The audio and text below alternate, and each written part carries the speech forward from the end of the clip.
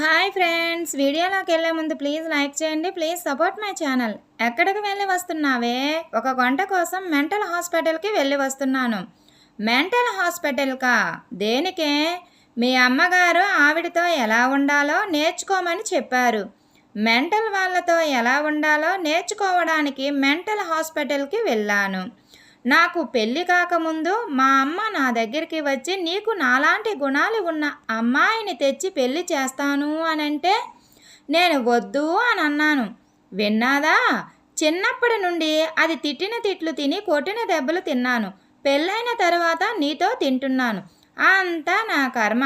నువ్వే కాదు, మీ ఫ్యామిలీ మొత్తం అంతే. అంతా దొంగల ఫ్యామిలీ.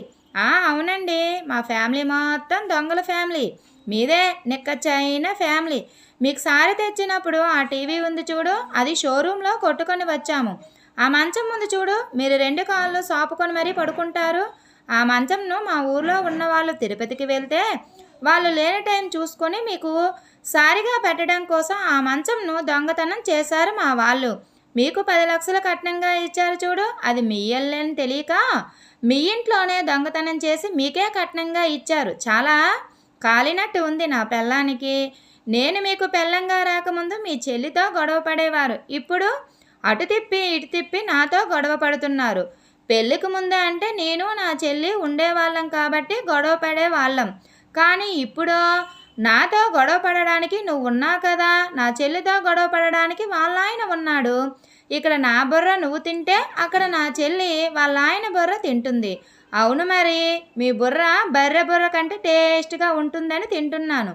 ఏదైనా ఒక మాట అనే ముందు బాగా ఆలోచించి మాట్లాడాలి. నీతో మాట్లాడి మాట్లాడి నాకు నోరు నొప్పి వస్తుంది. కానీ వెళ్ళి ఒక ఐస్ క్రీమ్ తెచ్చు, తింటాను. ఇదిగోండి ఐస్ క్రీము. ఇదేంటి ఐస్ క్రీము చల్లగా ఉండాలి కానీ వేడిగా ఉండడం ఏంటి?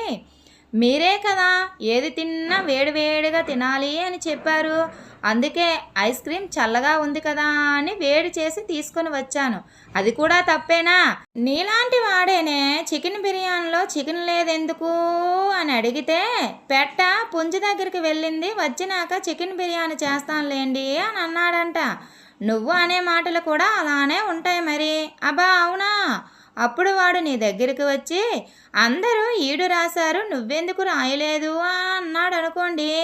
అప్పుడు నువ్వు సమాధానం ఇలా చెప్పు: గాంధీ గారి కళ్ళద్దాలు పగిలిపోయాయి అంటే బాగు చేయించుకోవడానికి వెళ్ళారు.